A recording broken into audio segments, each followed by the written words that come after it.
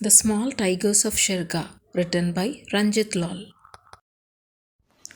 Literature reflects the various dimensions of emerging concepts and theories through ages. Of its multifarious components, ecological concern deserves much attention as it is the dire need of the hour. The basic ethical tenets of almost all cultures center upon universal love transcending human boundary. This moral claim, including preservation of nature, is now at stake owing to the delirious steps of human beings towards exploiting nature, seeking an illusory comfort zone.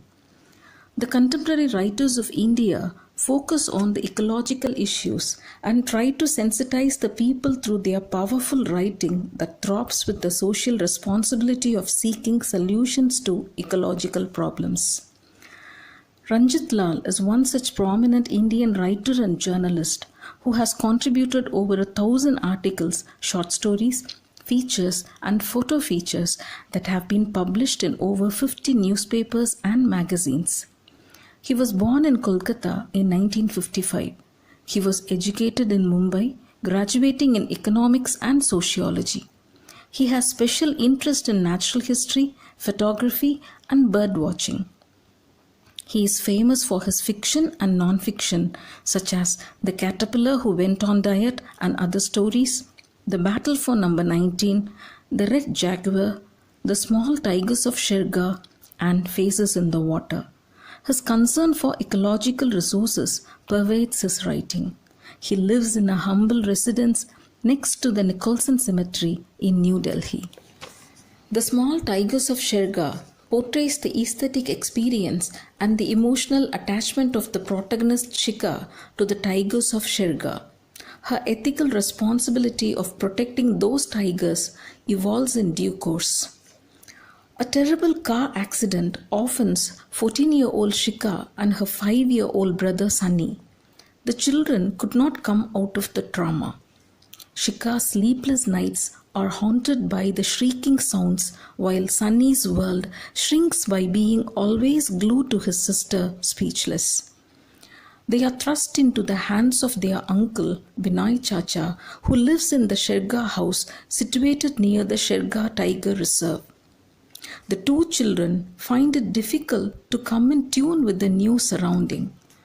Though Binoy Chacha's eccentric behavior disappoints Shika, the affection of Mr. Aslam Bai's and Mr. Rana's families comforts her. Mr. Aslam Bai is a retired forest guard and Mr. Rana is the field director of the Tiger Reserve. While Deepthi and Aslam Bai are instrumental in bringing out the adventurous spirit of Shika, Sharifa and Ali bring back happiness in her life. Deepthi is Mr. Rana's daughter. She is a wildlife photographer. Sharifa is Aslam Bai's wife and Ali is their grandson known for his pranks. The Shergarh forest is a real blessing to the children in all possible ways. Their daily trip to the forest bring radical change in their mindset and lifestyle. Shika's inward journey starts from her aesthetic response as elaborated by Immanuel Kant, Holmes Rolston III, and John Andrew Fisher and results in environmental ethical response as stated by Stuart Hampshire.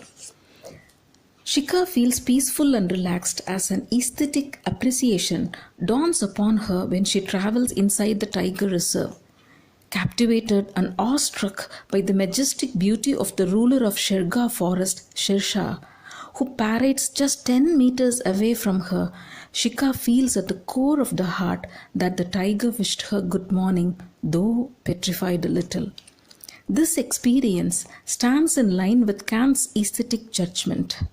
If something is beautiful, first it has to be based on a feeling of pleasure resulting from a particular experience of the object, and second, it cannot result from a previous desire for the object. While Shika experiences this in the beginning, her brother Sunny realizes it towards the end of the novel, when the newborn tiger cubs play with him in the cave by pulling his shorts. The boy, who has been dumb from the day of the car accident, speaks excitedly thus. Down, boy. Hey, down. Look what I found, Dimplechick. Just come here and look what I found. The aesthetic experience heals the boy. The therapeutic effect that the animal provided is witnessed in the boy, while what the forest offered is validated by Shika. Shika gazes at the forest, a sense of peace seeping into her like sap in a tree bark. This world is so different from the one she has known. For a brief instant, it even makes her forget what has happened to Mama, Papa, and Sunny. Her journey into the wilderness has already stopped the clanging and shrieking of the car roof on the road. Disappointed by the curt replies and the cold behavior of her uncle Binoy, Shika thinks that Shersha is well mannered when compared to her uncle.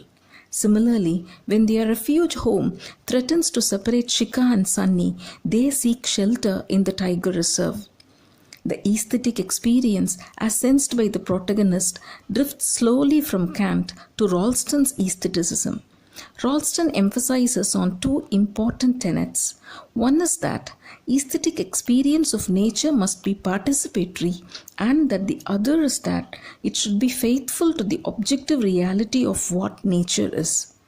The physical and biological sciences tell us what nature really is and how it got that way. Science greatly educates us to what is really taking place. Deepti, the daughter of the field director, is quite interested to learn the lifestyle of the tigers and is a good wildlife photographer. She keeps a journal which chronicles all details about the tiger reserve, particularly tigers, with photographs. When she leaves for Delhi, she hands over the responsibility to Shika and educates her about the tigers in Shergarh, their nature, and even how to distinguish them by the marks on their faces. This deep study and reality enlightened Shika that even the tiger's blood-stained mouth does not seem unattractive to her. She comments after seeing a tiger hunt that the tiger looks as though she has gone berserk with lipstick.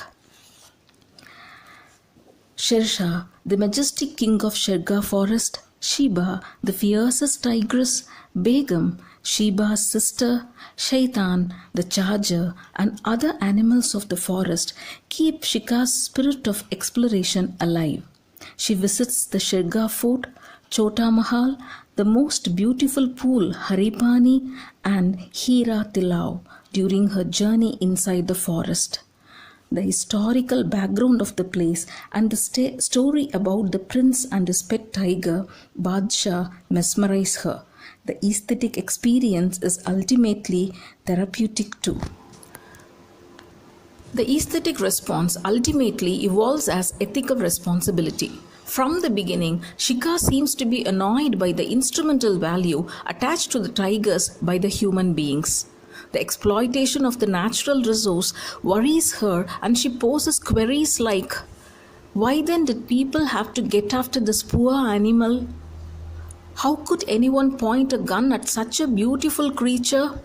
If you left it alone, it left you alone. And how could people feel brave or great by stuffing its body or using its skin as a rug?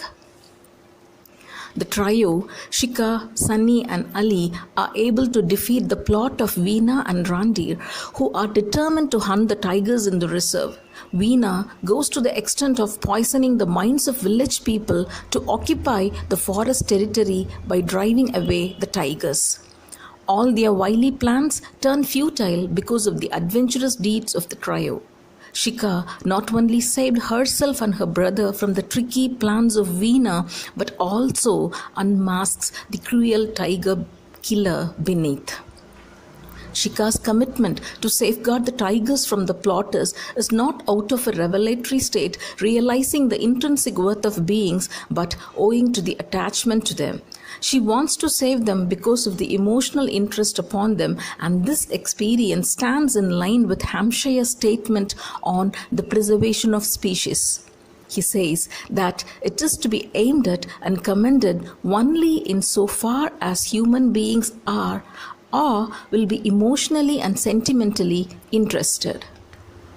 The most important factor that transformed Shikha from a meek girl to a strong one is her journey into the Shergarh forest. In the beginning of the journey, she appears as a frightened little girl who is afraid to even step into the jeep as its top is removed.